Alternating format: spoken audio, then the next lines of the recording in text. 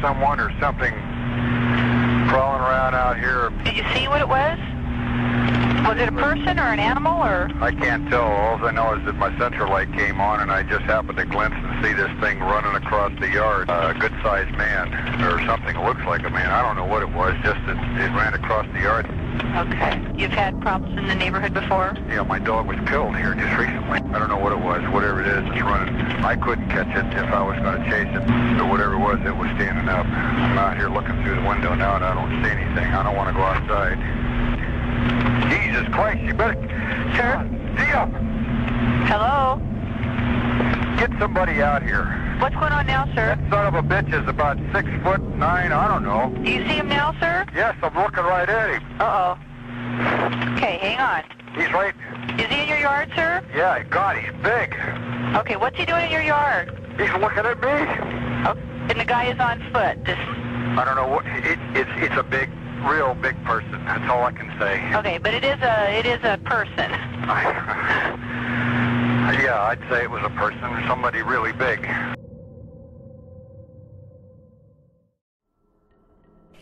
There is no greater mystery in the annals of the unexplained in America than Sasquatch, the creature most commonly known as Bigfoot.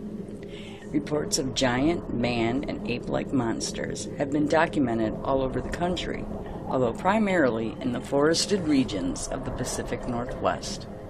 There are many tales of giant hairy figures in every state in America, although the traditional Bigfoot is believed to roam the vast regions of California, Oregon, Washington, Idaho, and the western edge of Canada. The narrative that follows will include history and lore from a variety of locations. Although most mainstream scientists maintain that no such creatures exist, and short of a body, their minds will not be changed, it is not inconceivable that undiscovered creatures could be roaming this wide region of mountains and forests. There are areas here that have been almost completely untouched by man and where few signs of the modern world can be found even today. If we combine these often unexplored areas with the hundreds of eyewitness accounts and pieces of evidence left behind, then we have no choice but to at least consider the idea that these creatures may actually be real. Of course, the viewer, you, are asked to judge for yourself, but let's consider the history of Bigfoot in America.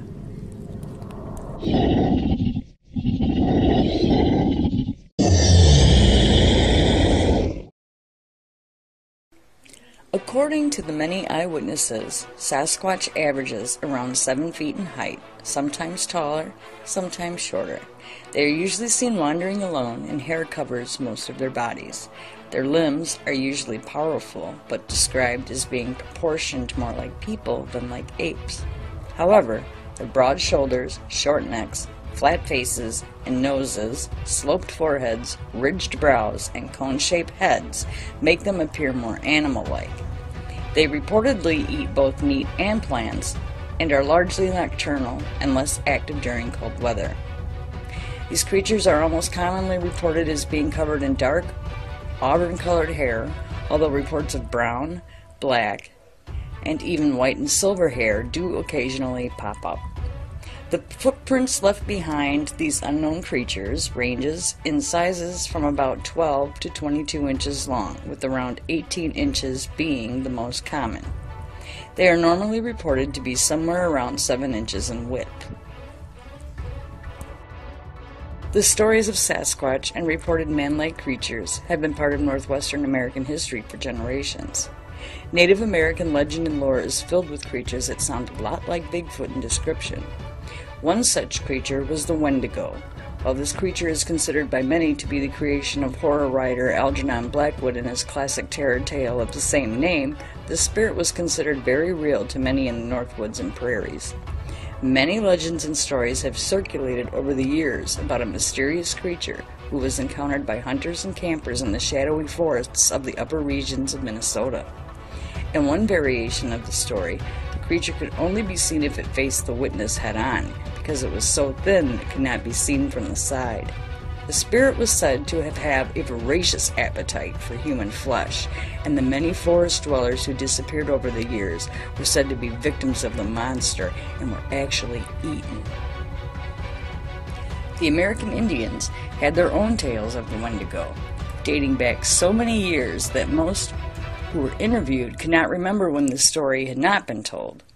The Inuit Indians of the region called the creature by various names, including Wendigo, Wittigo, Wittico, and Weetigo, but each of them was roughly translated to mean the evil spirit that devours mankind. Around 1860, a German explorer translated Wendigo to mean cannibal among the tribes along the Great Lakes. Native American versions of the creature spoke of a gigantic spirit over 15 feet tall that had once been human but had been transformed into a creature by the use of magic. Though all of the descriptions of the creature vary slightly, the Wendigo is generally said to have glowing eyes, long yellowed fangs, and overly long tongues. Most have a sallow yellowish skin, but others are said to be matted with hair.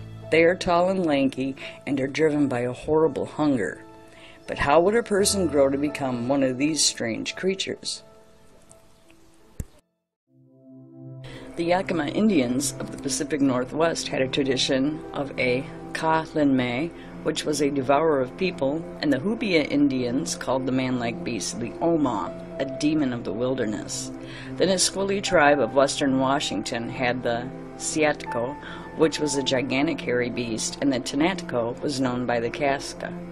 The creatures were known to dig a hole in the ground as a place to sleep, and would sometimes kidnap women and children.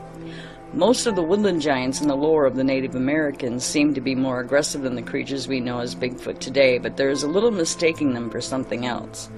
In fact, in 1934, Arthur Diamond Jennis reported that the Carrier First Nation of a monster that left enormous footprints in the snow, had a face like a man, was very tall, and was covered in long hair. This hardly seems to be a coincidence when compared to the modern version of Bigfoot. The legend of Bigfoot-type creatures is also mired in the history of America, that even the Native American term Sasquatch is a bit of an extraction from mythological stories. The folkloric Sasquatch, the word is the Americanized version of the ghost Salish Indian term from Canada, and it was introduced to the world in this of J.W. Burns, a school teacher at the Chehalis Indian Reservation near Harrison Hot Springs, British Columbia. Burns' Sasquatch was a legendary figure that he learned of through native informants and was really more man than monster. He was an intelligent, giant Indian who was endowed with supernatural powers. Somehow, the name managed to stick for the huge beings that we would come to call Bigfoot.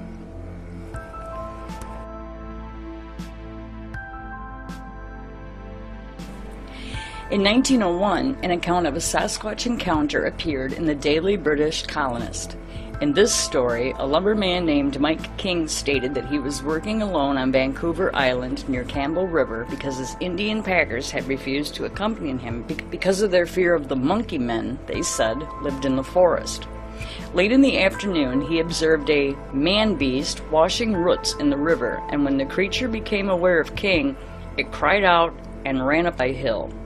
King described it as being covered with reddish-brown hair, and his arms were strangely long and were used freely in climbing and brush running, while the trail showed a distinct human foot but with phenomenally long and spreading toes. 3 years later, on December 14, 1904, the Colonist again featured a Sasquatch story, this time from 4 credible witnesses who saw a man-like creature on Vancouver Island.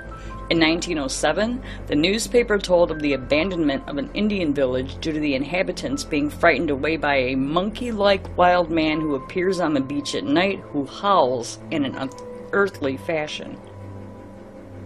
In July 1924, a weird incident involving a group of Bigfoot occurred in the Mount St. Helens region of southwestern Washington. The incident involved a night-long assault by unknown creatures on a cabin where 4 miners were staying. The men had been prospecting a claim on the Muddy, a branch of the Lewis River about 8 miles from Spirit Lake. While working in the canyon, the men occasionally saw huge footprints but had no idea what to make of them.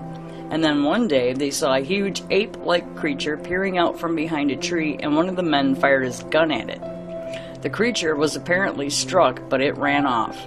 Fred Beck, one of the miners, met one of the monsters at the canyon's rim and shot it in the back 3 times. It fell down the cliff and into a canyon, but they never found the body.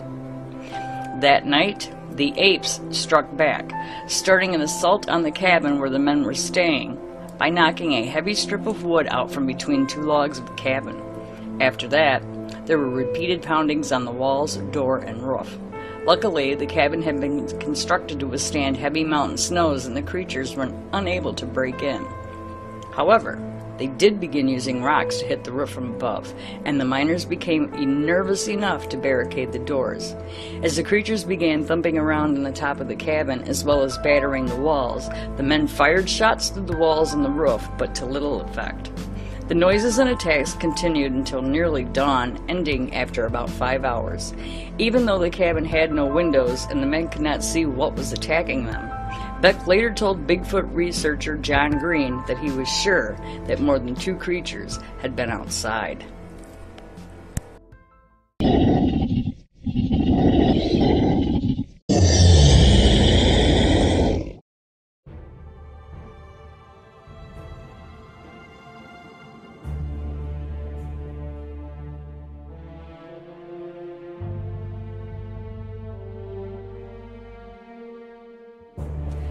One of the most bizarre Bigfoot encounters in history also occurred in 1924, although it would not be reported until many years later in 1957. It involved a man who claimed to be abducted and held captive by a party of the creatures while on a prospecting trip in British Columbia. Although such tales seem to stretch the limits of believability, those who interviewed the man years later, esteemed investigators John Green and Ivan T. Sanderson, did not for a moment doubt his sincerity or his sanity. Primatologist John Napier remarked that the man gave a, quote, convincing account which does not ring false in any particular, end quote. The same cannot be said for all alleged Bigfoot abductions, though. In 1871, a young girl named Seraphine Long was said to have been kidnapped by a male Bigfoot, and she was taken to a cave and held prisoner for a year. She eventually got sick, and so her captor allowed her to leave. However, when she returned home, it was discovered that she was carrying the creature's baby. She birthed to the child, but it only lived a few days. Of course, that was the story. The viewer, you, I ask, to judge the validity of it for yourself, but I have to confess that I have my doubts about that one.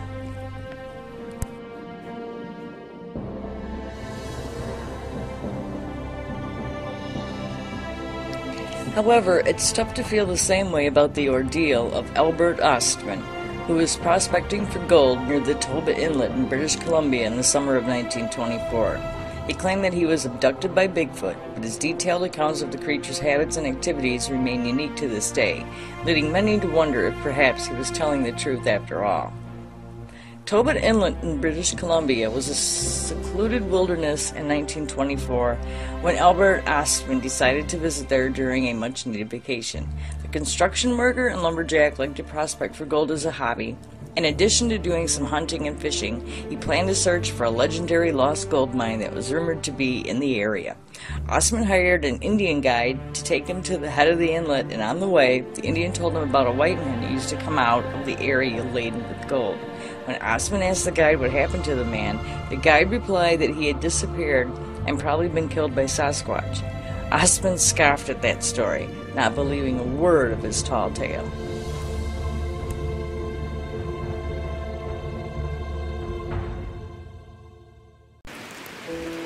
When they reached the inlet, the guide helped Ostman set up his base camp, and then he departed.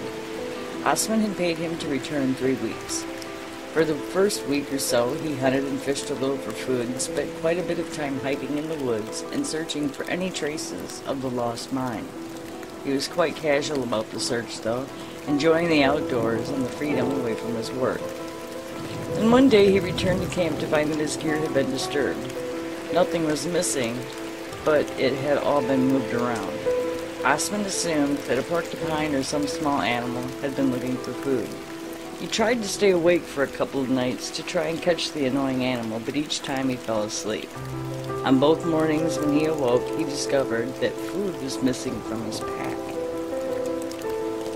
Now irritated and determined to trap the culprit, he loaded his rifle and shoved it down in his sleeping bag with his clothes and some of his personal belongings.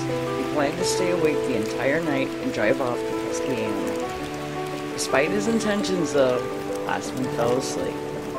Later on that night, still half asleep, he awoke to find that he had been picked up, still inside his sleeping bag, and was being carried through the woods. He first assumed that he had been tied and thrown over the back of a horse, but then realized that he was pinned into his sleeping bag by two large arms. Unable to reach his rifle or even his knife, he was trapped in the bedroll. There was no sound but the uttering of the breath from the figure who carried him, the sound of powerful feet trudging through the forest, and the occasional rattle of a fry pan and canned food in Osman's pack, which the giant had also picked up from the camp. Osman traveled for several hours and estimated that he journeyed about 30 miles inland. At the end of this time, he was dumped onto the ground, and he slowly crawled out of the bag in the darkness.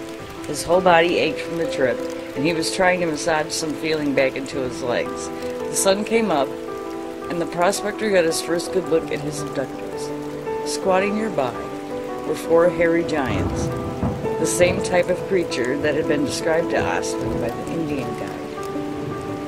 They sat there looking at him with curiosity, but did not seem threatening in the least. The two older creatures were male and female, and the two younger ones were also both sexes. The oldest male stood nearly 8 feet tall and weighed an estimated 750 pounds. The oldest female was slightly smaller. The younger creatures were of smaller proportions than what Osman assumed were the parents, and the younger female had not matured yet. All four of the Bigfoot had coarse dark hair that covered their bodies.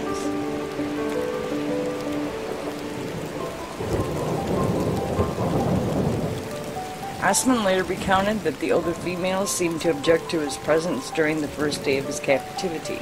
She chattered and grunted at the male, but eventually he seemed to win the day and was allowed to keep Osman around. The two females avoided him as much as possible, spending their time hunting for roots, nuts, and berries. The two male creatures were curious about everything the prospector did and found the contents of Osman's pack and sleeping bag to be quite fascinating. He had with him his food, his rifle, a few pots and pans, and his knife.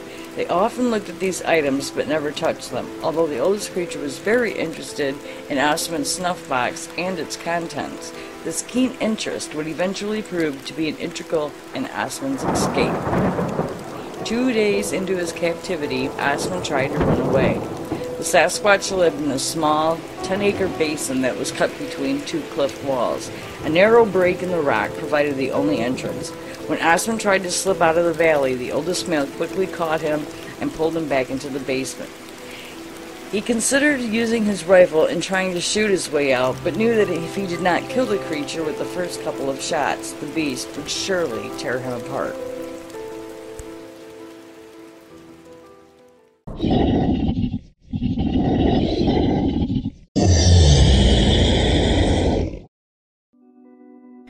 After 6 days, Osman had another idea. He was becoming increasingly nervous of the creatures because he was starting to get the impression that he'd been captured in order to provide a mate for the younger female. Not wanting to spend the rest of his life in captivity, he began working on a plan to break free. He knew that the elder Bigfoot was very interested in his chewing tobacco. Each day he gave the creature a small amount of it to chew on. He wondered if there might be a way to use the Bigfoot's love of the snuff to his advantage. On the morning of the 7th day, Osman made a fire for the first time since he arrived. He decided to make some coffee, which interested the two male Bigfoot. As he was eating his breakfast and drinking from the tin of coffee, he decided to try out his idea. He reached over and offered the older Bigfoot some of his snuff. He held on tightly to the box so the creature could only take a small amount, which irritated him. He jerked the box from Osman's hand and proceeded to devour the entire contents of it. He liked the taste so much that he literally licked clean the inside of the container. Well, it only took a few minutes for the Bigfoot to become very sick. Retching and coughing, the creature ran towards the stream and collapsed on all fours. At the same time, Osman grabbed his rifle and his pack, and he began to run. He shot towards the narrow entrance, but his escape attempt was noticed by the older female, who set off after him. He made it to the gap in the rock just seconds before she caught up with him, and turning quickly, he fired a shot over her head. The creature stopped in her tracks, let out a squeal, but she didn't pursue him anymore. Using his compass, Austin managed to make his way back to civilization. After 3 days, he met up with a party of lumberjacks and told them that he had gotten lost while prospecting. He was sure that no one would ever believe his account of what really happened, and he remained silent for more than 30 years, only telling his story in 1957. Although Osman has long since passed away, Bigfoot researcher John Green knew him for more than 12 years and questioned him extensively about his captivity. He had no reason to consider him a liar, and neither did the police officers, primate experts, and zoologists who also looked into his account. For this reason, we have the only option to consider his story, no matter how bizarre, to be true. But, of course, that remains up to the viewer, you, to decide.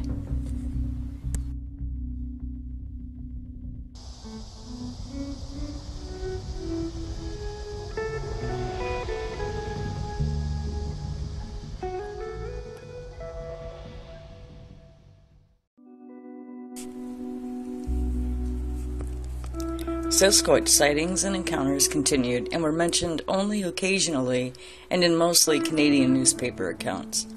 Bigfoot did not enter the American mainstream until 1958, when the now infamous tracks were discovered at Bluff Creek. This was the time when the giant creature entered the mainstream, but America's fascination with Bigfoot was only beginning. Through the remainder of the 50s, 60s, and 70s, interest in these elusive creatures reached its high point. After a cooling down period of about 2 decades, when only Bigfoot hunters and die-hard enthusiasts were seeking information about the Sasquatch, public interest is again on the rise.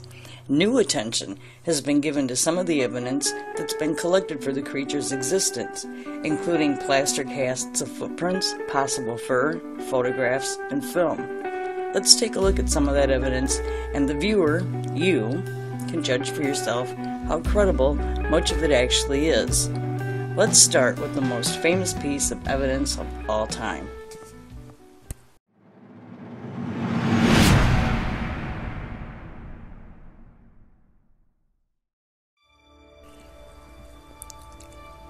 By the decade of the 1960s, Bigfoot had become firmly entrenched in the imaginations of Americans.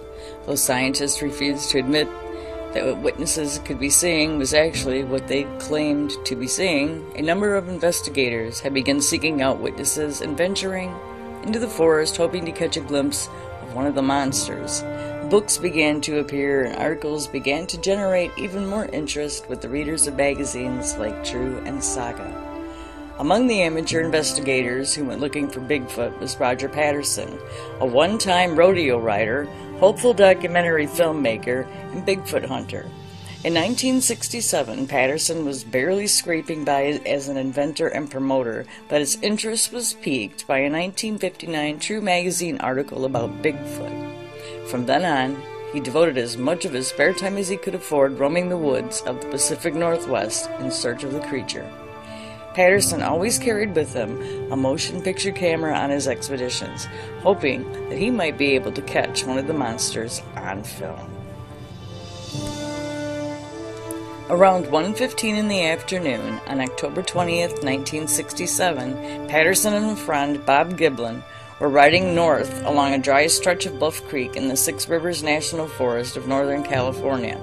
At one point, a large pile of logs in the middle of the stream bed blocked their path, and they had to maneuver their horses around to the east. As they rode along the logs, they veered left and resumed their original course, only to see something that still has investigators and researchers puzzled today.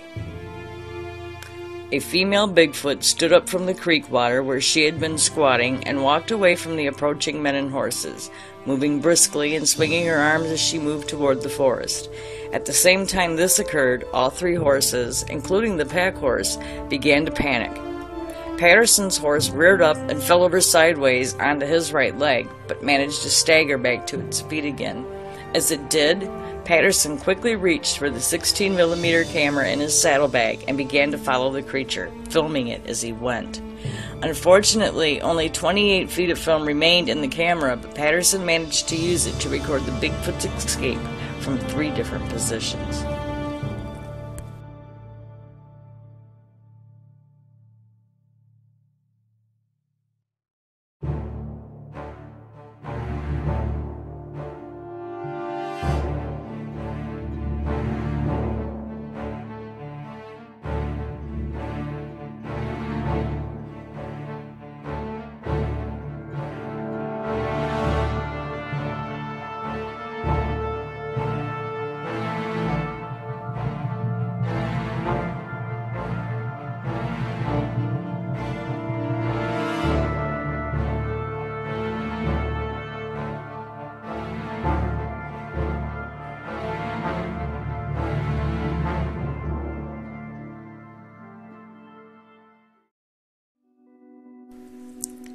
That footage has gone on to become one of the most famous and most controversial pieces of Bigfoot evidence ever found.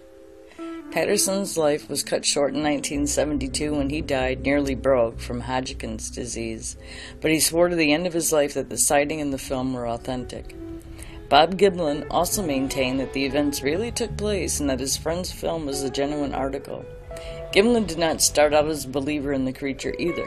He was interested but unconvinced and only came along on his buddies' expeditions out of friendship, rather than a belief that they would actually find anything. He'd talk about it around the campfire, he said in an interview, but I didn't care, but after a time you find yourself looking for the doggone thing too. And while Patterson died in '72, the legacy of his film lives on. Unfortunately, it has never settled the question as to whether or not Bigfoot exists in the forests of America. The number of supporters and detractors of the film are many. Researchers have argued about the speed of the film, the gait of the creature, the distance of its stride, and more. Most biologists and zoologists who have studied it remain non-committal. Film experts and individuals experienced with hoaxes have been unable to find any evidence that it is not authentic, and for this reason, the film has never been successfully thoroughly debunked. Of course, that's not for the lack of trying, though. The most recent claims against the validity of the film have stated that Bigfoot was actually a man in a monkey suit. Some maintain that Patterson and Giblin were knowing participants in the hoax and that they rented the suit with the idea of gaining from the resulting film financially. Defenders of the film believe this is ridiculous and state that a frame-by-frame analysis of the footage shows a creature that does not walk like a man. Anthropologist Grover Krantz demonstrated that the human walk involves the locking of the knees, but the filmed Bigfoot does not do this, which would have been very difficult for a hoaxer to do and still walk as smoothly as this creature does. In addition to that, after viewing the film with Bigfoot investigator Peter Byrne in 1973, the chief technician at Disney Studios stated that, quote, "The only place in the world a simulation of that quality could be created would be here at Disney Studios, and this footage was not made here," end quote. If the Bigfoot was fake, it is one that was very, very well done.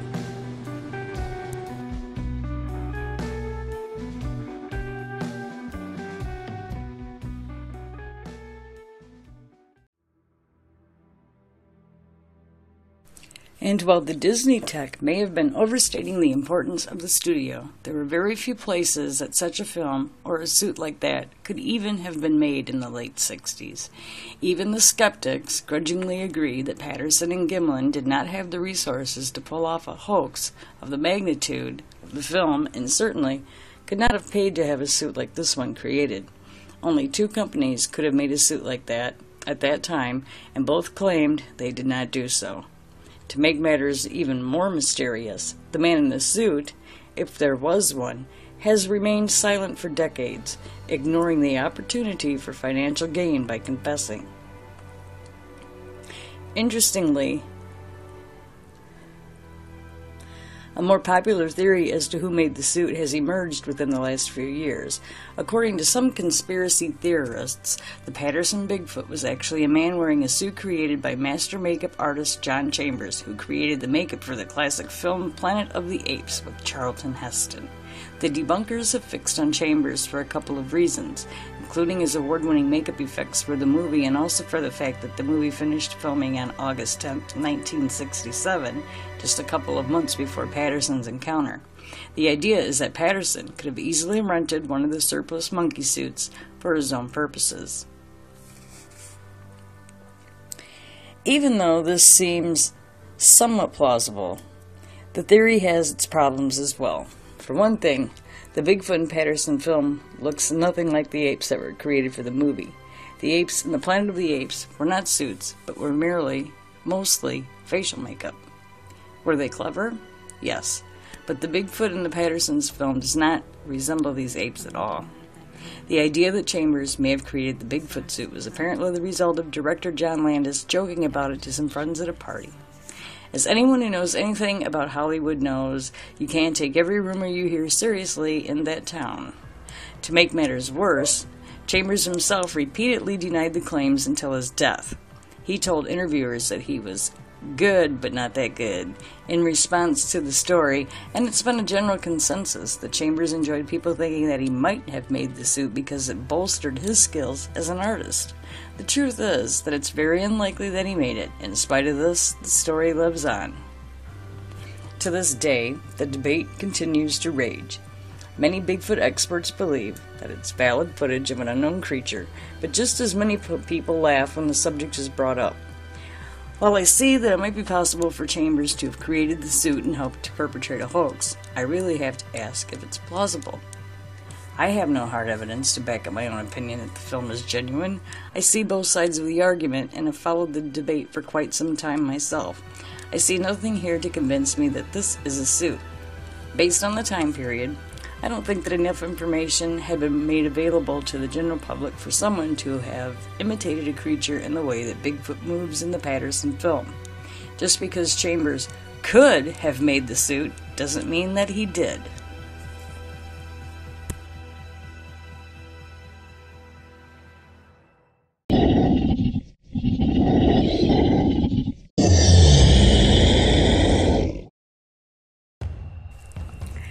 As you can well imagine, there have been literally thousands of fraudulent footprints, photos, and film that have been discovered since Bigfoot entered the mainstream. While much of the alleged evidence that is dubious at best, other Bigfoot prints and samples have managed to defy easy explanation. In 1969, a series of 1,089 tracks were discovered near Bossburg, Washington, and were analyzed by researchers. They measured 17.5 inches long and about 7 inches wide and seemed to indicate that the creature that had left them had a right clubfoot, the result, some surmised, of a childhood injury. This minor detail seemed to rule out any chance of a fraud, for it's unlikely that any hoaxer would have gone to the trouble to include this in such a huge number of tracks. And there have been hundreds, maybe even thousands, more footprints found that are not easy to explain away. The occurrence of these tracks in remote and seldom traveled across areas also seems to argue against a hoax as well. As I have asked myself, and ask you to do the same, why would someone go to the trouble of creating phony Bigfoot tracks in an area where no one would likely ever see them? Other evidence that has been discovered consists of feces and hair samples that are either associated with sightings or may have been indications of a Bigfoot's recent passing. Many of these samples seem to resist identification, but what about the body of a Bigfoot? Debunkers and skeptics say that Bigfoot cannot exist, for if it did, then we would have found the corpse of one by now. Jeffrey Meldrum, an associate professor of anthropology at Ohio State University, disagrees. Think about it, he said in an interview. It's a rare reproduces infrequently, and if it's like other apes, it may live for 50 years. It's at the top of the food chain, so death most likely comes from natural causes. When an animal is ill or feeble, it'll hide away somewhere safe, which makes it more difficult to find any remains. Scavengers strip the carcass and scatter the bones. Rodents chew up what's left for the calcium. Soil in the Northwest is acidic, which is conducive to plant fossilization, but not to bones. They disintegrate. End quote. Beyond the physical evidence, there have also been recordings that have been made by Bigfoot hunters of what is alleged to be the voice of the creature itself. Many of the tapes have been analyzed, including one notable recording that was obtained on October 21, 1972, in California's High Sierra Mountains. That night, investigators recorded a series of moans, whines, growls, and grunts that were coming from the darkness. Two electronic specialists, one from the University of Wyoming and one from Rockwell International, came to the conclusion that the sounds came from more than one speaker, one or more of which is of larger physical size than an average human male. The formant frequencies found were clearly lower than for human data, and their distribution does not indicate that they were a product of human vocalization and tape speed alteration. One of the most recent and perhaps most convincing pieces of evidence to turn up has been the Skookum cast, which was discovered in September 2000 by members of the Bigfoot Field Researchers Organization around Mount St. Helens in Washington. During a Bigfoot expedition, researchers baited a marshy plain known as the Skookum Meadow with apples and melon, hoping to attract Bigfoot. They returned the next morning to find a number of prints and many pieces of the fruit missing. They recognized both coyote and elk tracks, but were unable to identify a set of anthropoid forearm, heel, and butt imprints. They even found marks that had been made by hair in the muddy ground, pressed down by a huge weight. The hunters spent the next 8 hours studying the signs and creating plaster cast of what appeared to be a spot where Bigfoot had reclined. The cast found many supporters among the most influential men in the field, including John Green, Grover Krantz, and others. In June 2002, three noted anthropologists studied the cast and commented on their findings. The examiners were Darius Swindler, a professor emeritus from the University of Washington Natural History, animist Esteban Sarmiento, and Jeffrey Meldrum from Ohio State University. The presence of Sarmiento marked the first interest in Bigfoot by the New York-based American Museum of Natural History. In his comment, Sarmiento noted that one impression that was lined with hair marks could have been made by huge hindquarters. Meldrum summed things up by stating that he felt that all of the evidence pointed to an 8-foot-tall creature leaving the impressions in Skookum Meadows. As exciting as this was to Bigfoot proponents, though, the real proof of the creature's existence would be not just capturing its footprints, but the creature itself. The ultimate evidence that this thing exists, said Esteban Sarmiento, is if somebody found one and brought it back.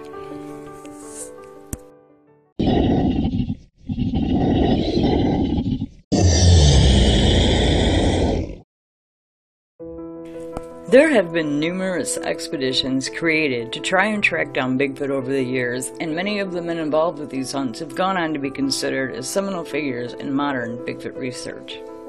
In 1960, Texas millionaire Tom Slick organized Pacific Northwest Bigfoot Expedition, the most formidable group of researchers working at that time. Most of the men were seasoned trackers and had spent time in the Himalayas with Slick searching for the Yeti. Despite extensive searching, though, the group made little progress, and when Slick died in a plane crash in 1962, the expedition disbanded. In 1970, Robert W. Morgan tried to continue Slick's research when he formed American Yeti Association. The group consisted of an archaeologist, a cinematographer, at least one psychic, several biology students, and George Harrison, the editor of National Wildlife. Morgan and his crew traveled to the region around Mount St. Helens and used jeeps, radios, and advanced gadgets of the period in their search. Funded by the National Wildlife Association, Morgan was desperate for results and even resorted to baiting Bigfoot traps with a nude female volunteer. Eventually, after spending more than $50,000, he was forced to dissolve the association. In 1997, Peter Byrne, the Irishman who played a prominent role in Tom Slick's 1960 expedition in the Northwest and the 59 expeditions to Asia, created the Bigfoot Research Project. It was financed by Academy of Applied Science of Boston and made use of a wide range of technology, including digital global positioning units, high-tech cameras, night vision equipment, and motion and heat sensors. Byrne also planned to use a special biopsy dart that could be shot at a Bigfoot and then was designed to take small blood, hair, and tissue samples without injuring the creature. Byrne reasoned that with this evidence, along with other samples collected over the years, he could conclusively prove the monster's existence. Unfortunately, the team failed to spot a creature, much less shoot one with the biopsy dart. Byrne dissolved the project and has been on hiatus ever since. Another important figure in Bigfoot research was the late Rene Dahadan, a Canadian who conducted numerous field investigations throughout the Northwest. As a supporter of the Patterson film, Dahadan worked to see that it had got attention from the scientific community and from the public as well. His only book, Sasquatch, in 1973, was written by Don Hunter. Sadly, due to declining health, Dahadan was forced to reduce his research in 1999, and he passed away in 2002. John Green is considered one of the leading researchers in the field, although has reportedly stopped cataloging new accounts of Bigfoot sightings. Born in Canada in 1927, Green began investigating with Tom Slick, Rene Dahadan, and others during the early days of Bigfoot research. He wrote a number of books on the subject, including Year of the Sasquatch, On the Track of the Sasquatch, and Sasquatch, the Apes Among Us. He chronicled many famous cases, including Albert Ostman, and reportedly has gathered more than 2,000 sightings and several hundred incidents of footprint finds.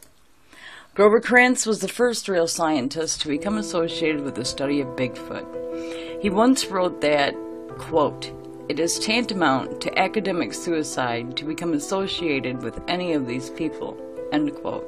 And yet he did so anyway.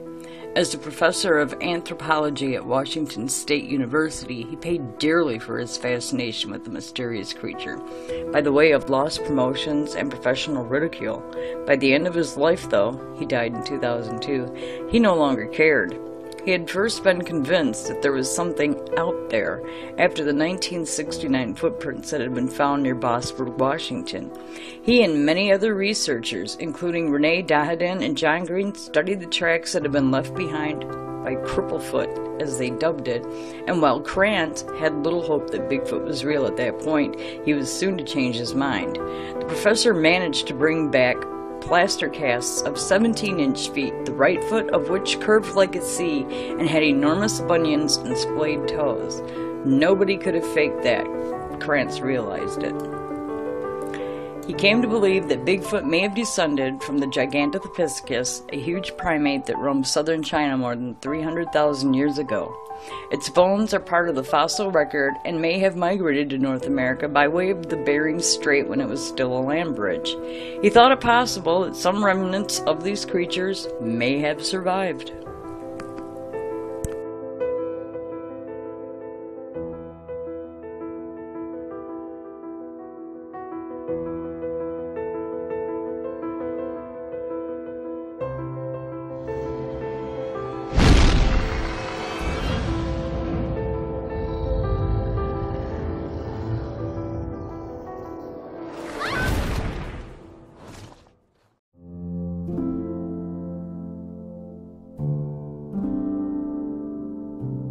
Today, there are still many researchers out there hunting for Bigfoot, amateurs and professionals alike, hoping to bring back remains, tracks, or anything else that will prove these creatures exist. As mentioned already, the viewer, you, is asked to judge the existence of these creatures for yourself, for short of incredible evidence. We can only surmise that the mysterious giants are out there in the forests of the Northwest. Until one is found, though, They have to remain one of the greatest of the mysteries in the annals of the unexplained in America.